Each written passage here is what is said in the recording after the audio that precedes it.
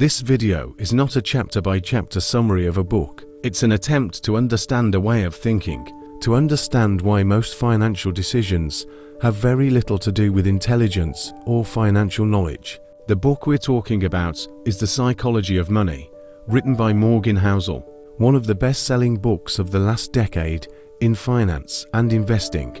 Housel is not a trader. He's not a university economics professor. He's a writer and financial analyst who spent years observing how people behave with money, not just how markets move. What we're doing in this video series is not teaching investing, not giving formulas to get rich. We're trying to understand why people behave the way they do with money. Housel opens the book with a shocking statement. Financial success has nothing to do with intelligence. It has everything to do with behavior. And this is the key point. Behavior can't be taught like mathematics. Fear, greed, memories, and personal experiences take over in moments of decision, and logic often disappears. To prove this, Housel places two real stories side by side. A janitor with an average income, not an investor, not a financial expert, not exceptional in any visible way. Yet, when he dies, he leaves behind around $8 million, not through brilliance, but through patience, modest spending, and the consistent, long-term investment of small amounts. On the other side, a highly intelligent financial executive, access to the best information, years of professional experience, deep technical knowledge, and yet, he ends up bankrupt. The conclusion is clear: knowledge is not enough. Behavior is what matters. Financial success is not a hard science. It's a soft skill, where how you behave matters more than what you know. That soft skill is what Housel calls the psychology of money.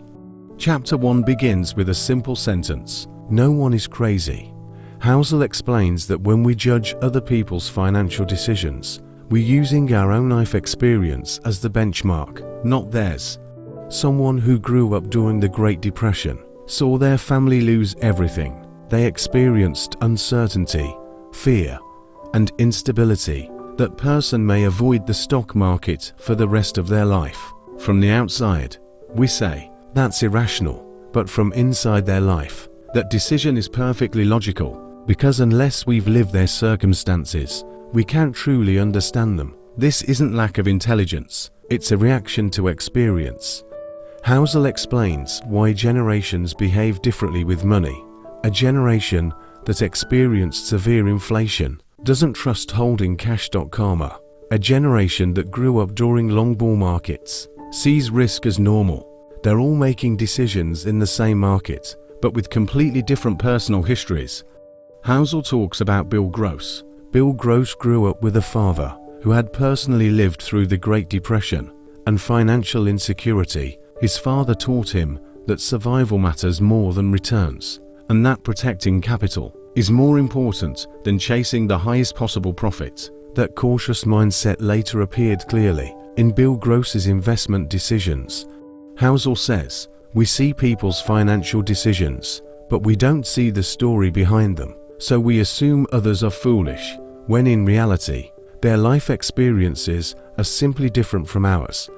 The message of the first chapter is simple: money is a behavioral game, not an intelligence game. People make decisions based on experience, not on the books they've read. And if we don't understand this, we won't understand others, we won't understand ourselves, and we won't even understand our own mistakes.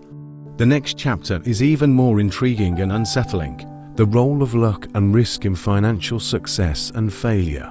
Why some people achieve massive outcomes with average decisions, and others make the right decisions, but don't get the results they expect. If you want to explore that idea, subscribe, and don't miss the next video.